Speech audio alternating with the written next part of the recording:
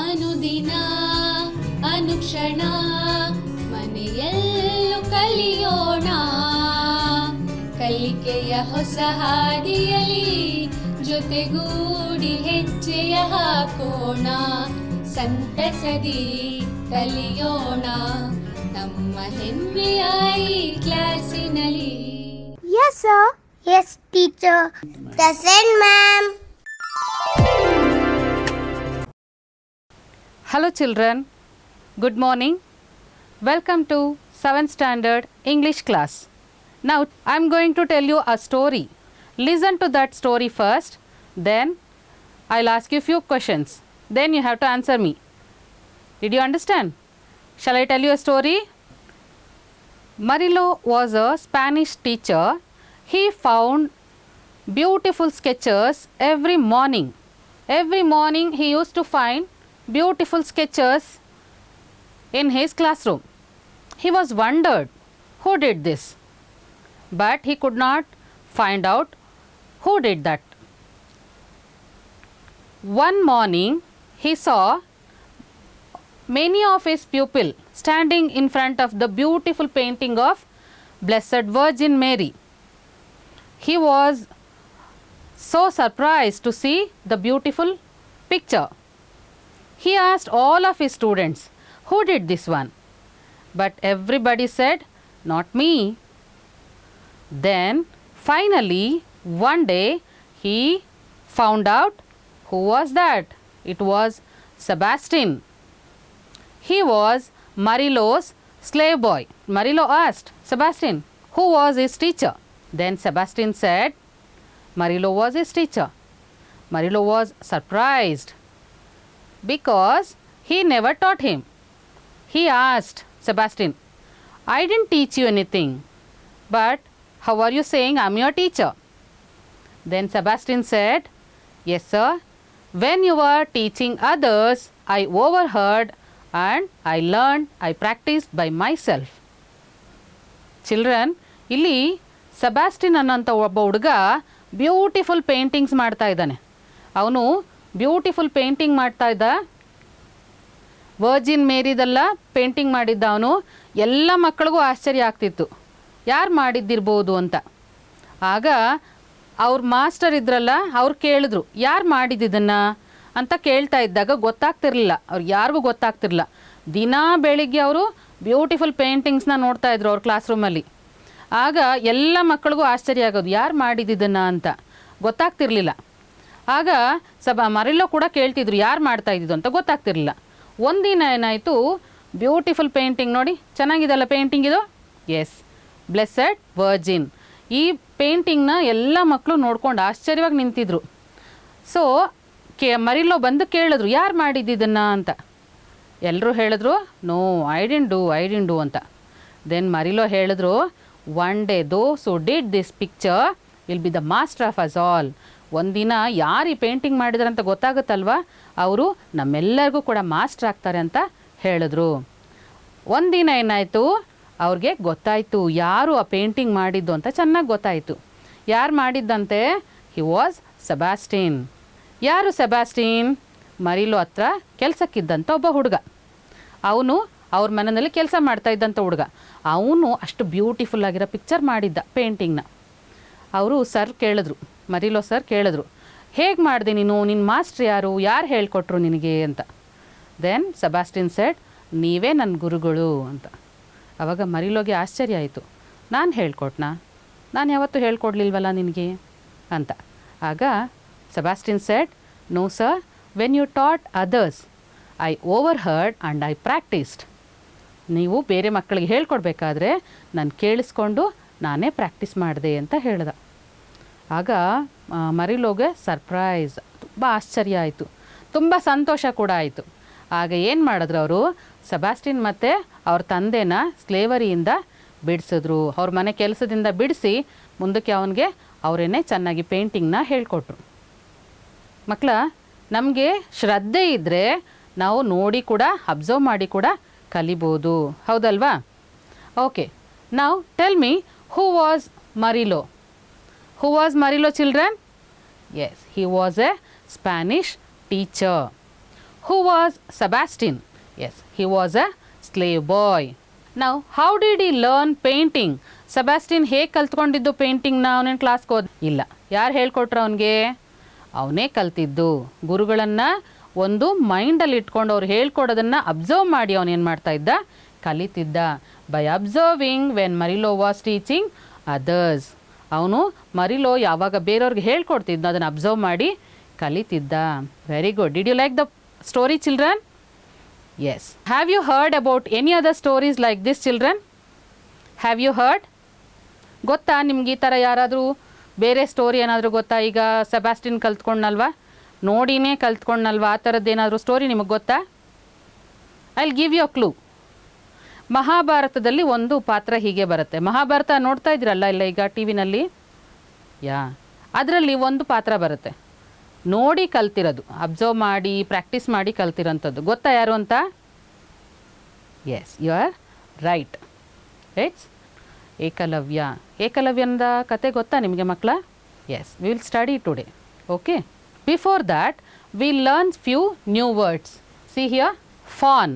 What is this? Fawn. Repeat after me.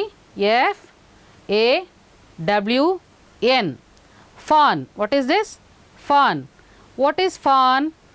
Young deer. What is the fawn? Young deer. Yes, good. Shall we make a sentence out of this? Ravi saw a fawn near the village.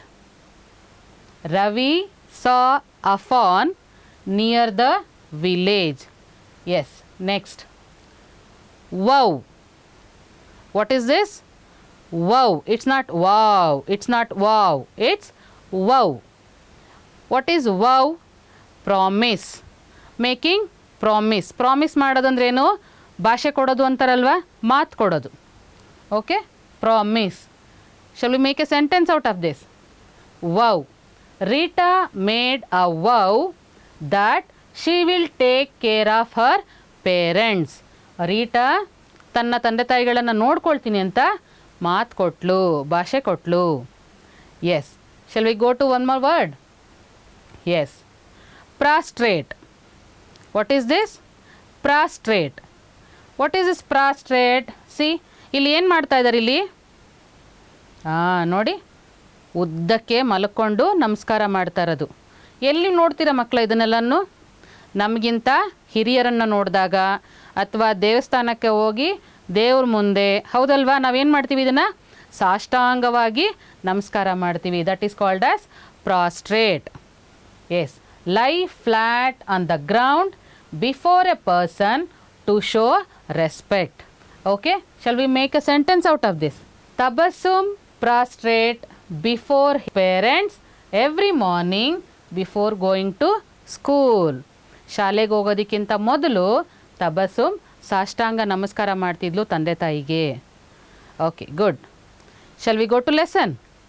Shall we read the lesson, children? Open page number 38, children. Now, children, I am going to explain the story. Dronacharya's ashram. Here, Dronacharya is teaching archery. Drona is standing under a tree surrounded by Pandava and Kaurava princes. What do you mean by princess, children? Yes, ರಾಜಕುಮಾರರು. Princess ಅಂದ್ರೆ ಏನು? ರಾಜಕುಮಾರರು.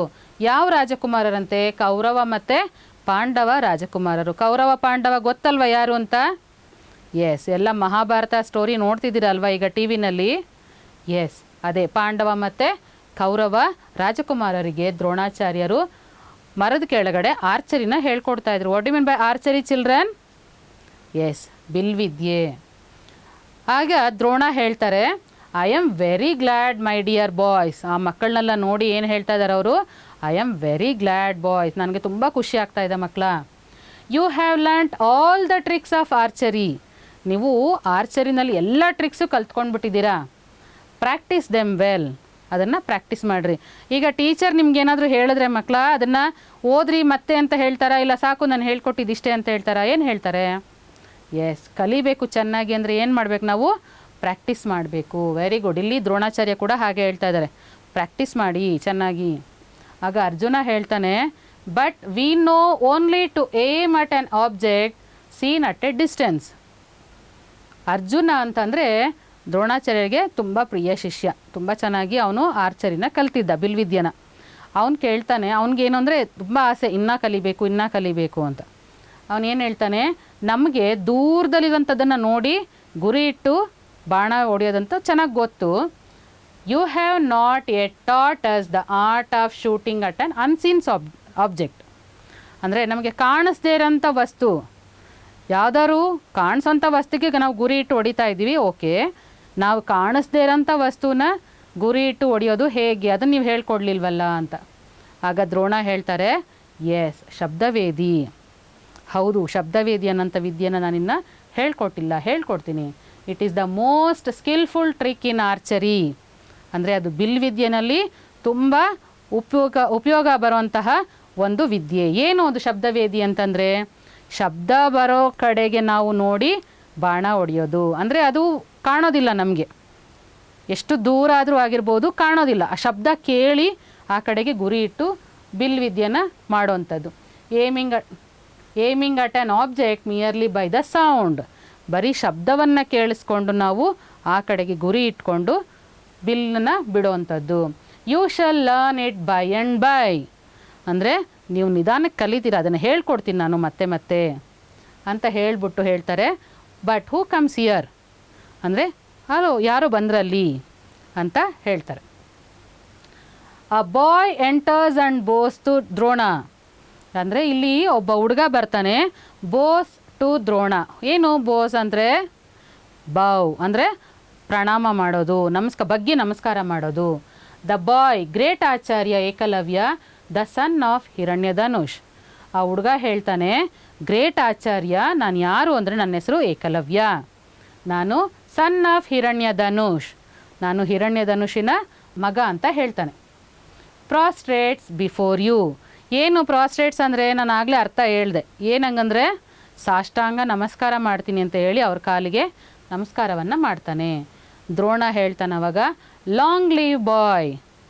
ದೊಡ್ಡವ್ರ ಕಾಲಿಗೆ ನಾವು ನಮಸ್ಕಾರ ಮಾಡಿದಾಗ ಏನಂತ ಹೇಳ್ತಾರೆ ಅವರು, ಒಳ್ಳೇದಾಗಲಿ ನಿನಗೆ, ತುಂಬ ವರ್ಷ ಬಾಳು ಅಂತ ಹೇಳ್ತಾರಲ್ವಾ. ಹಿರಣ್ಯಧನುಷ್ ಅಂತ ಹೆಸರು ಕೇಳಿಸ್ಕೊಂಡಿದ್ದ ತಕ್ಷಣ ದ್ರೋಣ ಹೇಳ್ತಾರೆ, ಹಿರಣ್ಯಧನುಷನ ಮಗನ ನೀನು. Is he not the hunter chief of the southern forest. ಆ ಸದರ್ನ್ ಫಾರೆಸ್ಟಲ್ಲಿ ಹಂಟರ್, ಬೇಟೆಗಾರರಿದ್ದಾರಲ್ಲ, ಅವ್ರಿಗೆಲ್ಲರಿಗೂ ಚೀಫ್ ಅವನೇ ಅಲ್ವಾ ಅಂತ ಕೇಳ್ತಾರೆ. ಏಕಲವ್ಯ ಹೇಳ್ತಾನೆ, yes Acharya, but he is no more. Ekalavya ಹೇಳ್ತಾನೆ, ಹೌದು, ನೀವು ಹೇಳಿದ್ದು ಸರಿ, ಹಿರಣ್ಯಧನುಷ್ ಅಂದರೆ ಯಾರು ಅಂತ ನೀವು ಹೇಳಿದ್ದು ಸರಿ, but he is no more, ಆದರೆ ಈಗ ಅವರು ಇಲ್ಲ ಅಂತ ಹೇಳ್ತಾನೆ. ದ್ರೋಣ ಹೇಳ್ತಾನೆ, ಓ ವಾಟ್ ಅ ಪಿಟಿ, ಓ ಹೌದಾ, ನಂಗೆ ಗೊತ್ತಾಗಲಿಲ್ಲ, ತುಂಬ ದುಃಖ ಆಯಿತು ಅಂತ ಹೇಳ್ತಾನೆ. He was a bold hunter. ಅಂದರೆ ಏನರ್ಥ, ಬೋಲ್ಡ್ ಹಂಟರ್ ಅಂದ್ರೇನು, ಧೈರ್ಯವಾಗಿ ಬೇಟೆಯನ್ನು ಆಡ್ತಿದ್ದಂಥ ಒಬ್ಬ ಬೇಟೆಗಾರ ಅವನು. Indeed you look equally bold. ನೀನು ಕೂಡ ಅವ್ರ ಥರನೇ ತುಂಬ ಬೋಲ್ಡಾಗಿ ಕಾಣಿಸ್ತಿದ್ಯಾ, ಒಳ್ಳೆ ಬೇಟೆಗಾರನ ಥರ ಕಾಣಿಸ್ತಿದ್ಯಾ. ವಾಟ್ ಬ್ರಿಂಗ್ಸ್ ಯು ಹಿಯರ್ ಮೈ ಬಾಯ್.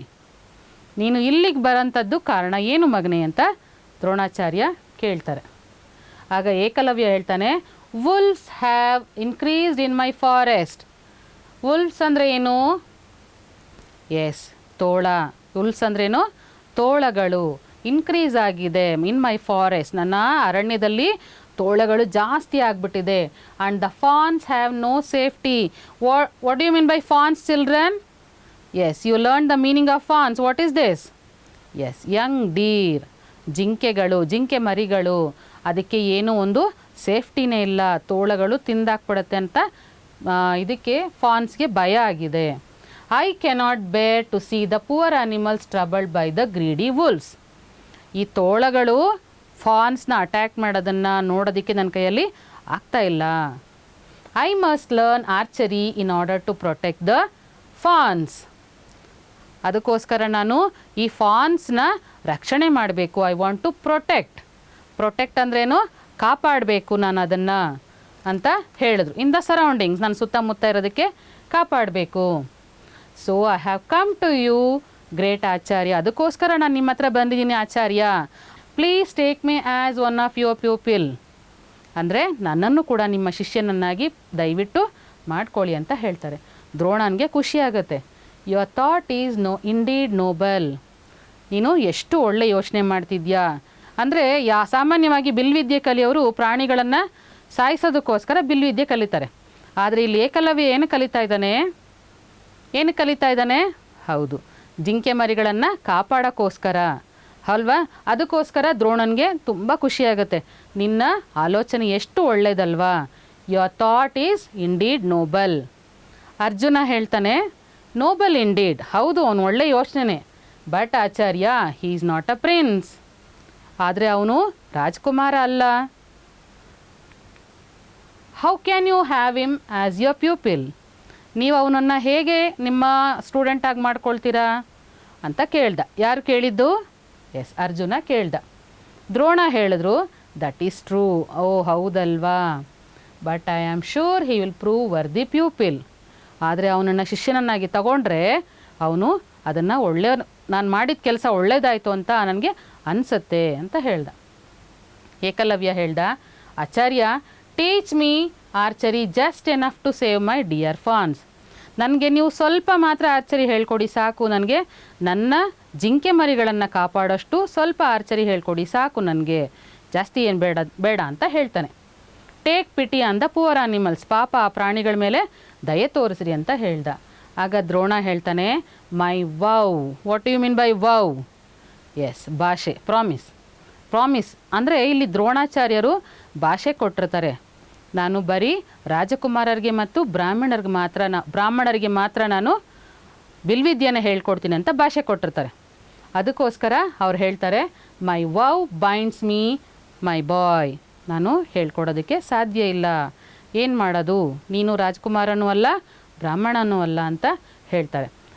ಆಗ ಏಕಲವ್ಯ ಹೇಳ್ತಾನೆ, great Acharya, keep your wow. ಆಗ ಏಕಲವ್ಯ ಹೇಳ್ತಾನೆ, ಓಕೆ, ನೀವು ಹೇಳ್ತಾ ಇರೋದು ಸರಿ, ನಿಮ್ಮ ಭಾಷೆಯನ್ನು ನೀವು ಉಳಿಸ್ಕೊಳ್ರಿ. Your blessing shall be my guide. ನಿಮ್ಮ ಆಶೀರ್ವಾದ ನನ್ನ ಜೊತೆಗೆ ಯಾವತ್ತೂ ಇರುತ್ತೆ. ನಾನು ನಿಮ್ಮನ್ನು ಗುರುವಾಗಿ ಮನಸ್ಸಲ್ಲೇ ಇಟ್ಕೊಂಡು ನಾನು ಬಿಲ್ವಿದ್ಯೆನ ಪ್ರಾಕ್ಟೀಸ್ ಮಾಡ್ತೀನಿ. ನೀವು ನನ್ನ ಶಿಷ್ಯನನ್ನಾಗಿ ತೊಗೊಳ್ಲಿಲ್ಲ ಅಂದರೂ ಪರವಾಗಿಲ್ಲ, ಆದರೆ ನಾನು ನಿಮ್ಮನ್ನು ಗುರುವಾಗಿ ನಾನು ಮಾಡಿಕೊಂಡು ನಾನು ಕಲಿತೀನಿ, ಬಿಲ್ವಿದ್ಯೆನ ಕಲಿತೀನಿ ಅಂತ ಹೇಳಿ he prostrates and goes out. ಅವರಿಗೆ ಸಾಷ್ಟಾಂಗವಾಗಿ ನಮಸ್ಕಾರ ಮಾಡಿ ಅವನು ಹೋಗ್ತಾನೆ. Children, did you understand the story? Yes, did you like it? Okay, now I will ask you few questions. You have to answer me. You should think, you should search from your text book and you have to answer me. Shall we start? Okay, here we go. Who was Ekalavya? Who was Ekalavya? Yes, very good. He was the son of Hiranyadanush. Who was Ekalavya? He was the son of Hiranyadanush. You should copy it in your book, children. While telling, you have to copy it. Where did he go to learn archery? ಅವರು Eklavya archery ಕಲಿಯೋದಕ್ಕೆ ಎಲ್ಲಿ ಹೋದ ಅವನು? Yes, very good. He went to Dronacharya's ashram to learn archery. ದ್ರೋಣಾಚಾರ್ಯರ ಆಶ್ರಮಕ್ಕೆ ಹೋದ ಅವನು ಆರ್ಚರಿನ ಕಲಿಯೋದಕ್ಕೆ. Are you writing? Copy it, children. Okay, here comes the third question. Why did he want to learn archery? ಯಾಕೆ ಅವನು ಆರ್ಚರಿನ ಕಲಿಬೇಕು ಅಂತಿದ್ದ? Yes, he wanted to learn archery to protect fawns from the wolves. Did you copy the answer, children? Children, see, here you have this exercise in page number 44. Open page number 44, children. Yes, here they are given, fill in the blanks with suitable noun forms. What do you mean by noun, children? What do you mean by noun? Yes, it's the name of a person, place, animal, things, isn't it? Here they are given in the bracket, they are given verbs. What they are given? Verbs. What do you mean by verbs, children? Yes, it's action words. Very good. Now they are given verbs. You have to write the noun form of that verbs. Shall we do? One example they are given. See here. Is there any dash mean in what you are saying. For mean, what is the noun form of mean? Meaning. See here, is there any meaning in what you are saying? Very good. Children, you have learned noun form of mean is meaning, isn't it? Now you have to write the noun form of this one now, which are the words given in bracket. Okay, shall we do? Children's dash is playing cricket. What is children's dash is playing cricket? Yes, it's choice.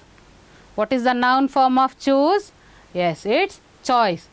Next one, the dash of Krishna is found in Bhagavad Gita. Noun form of teach?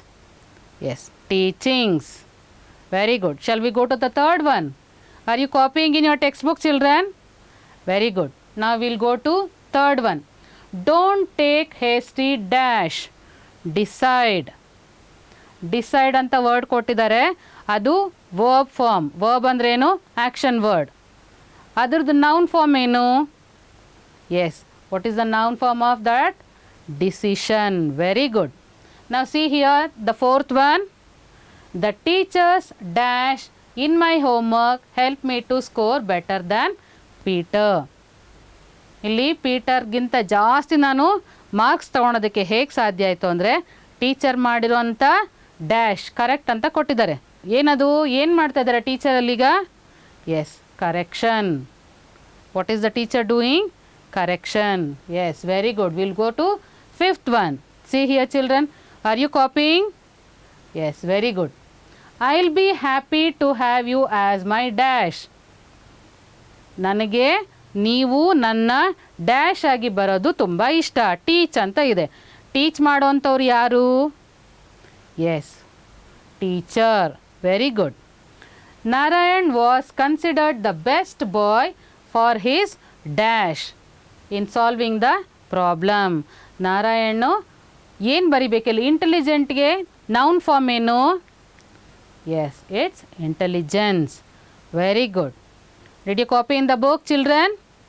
Have you copied? Very good.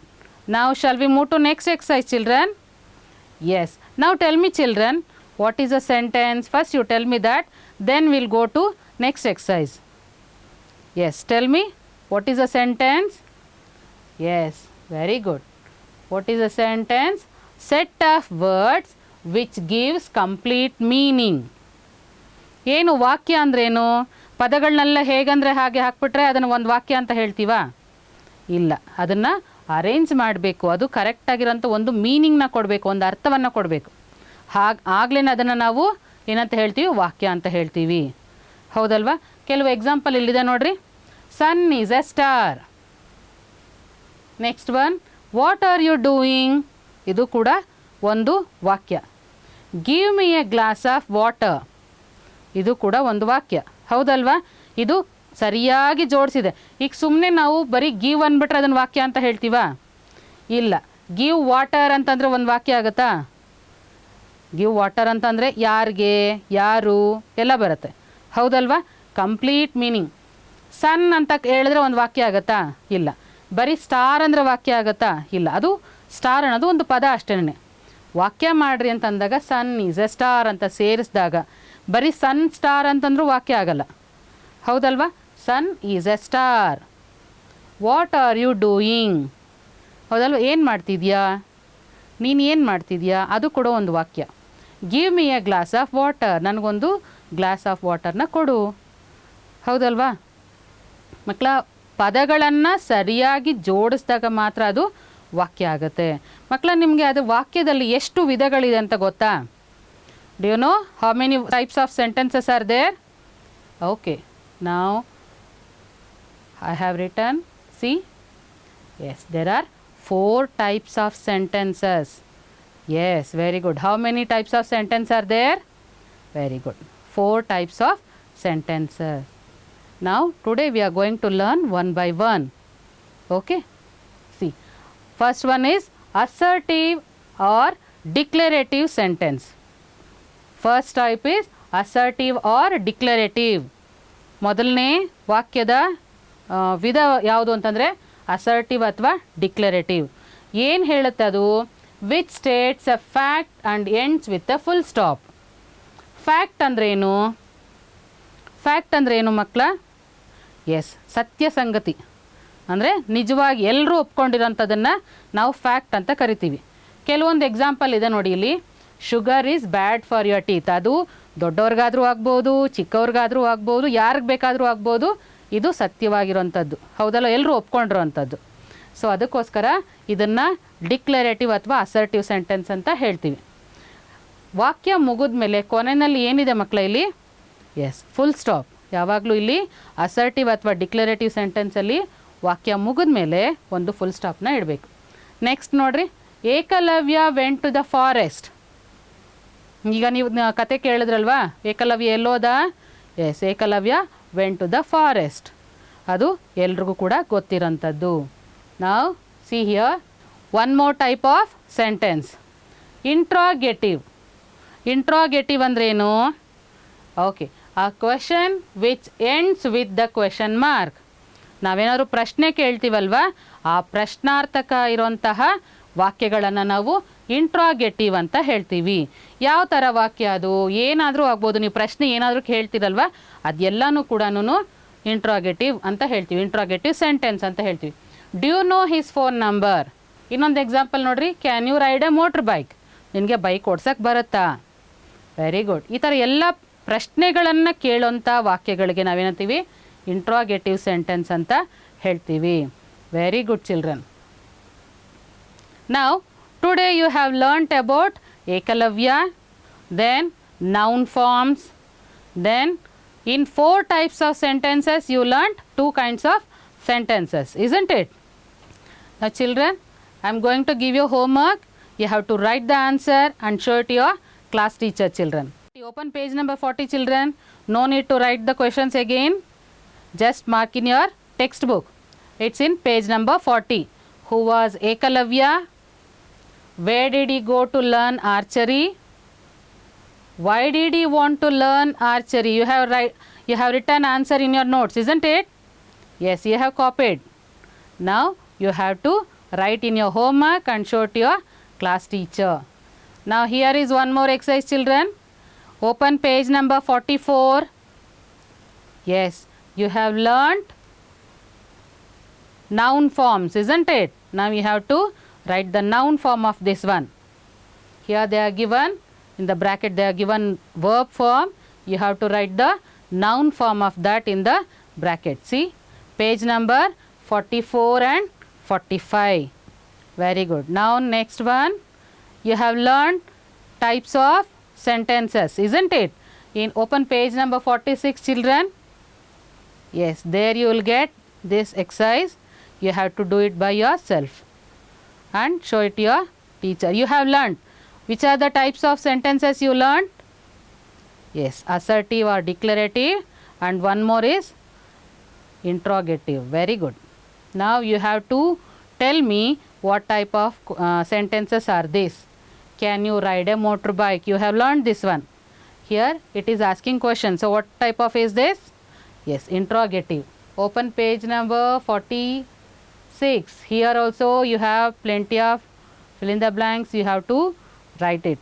Okay children, you have to do your homework by yourself, read properly and show it to your teacher.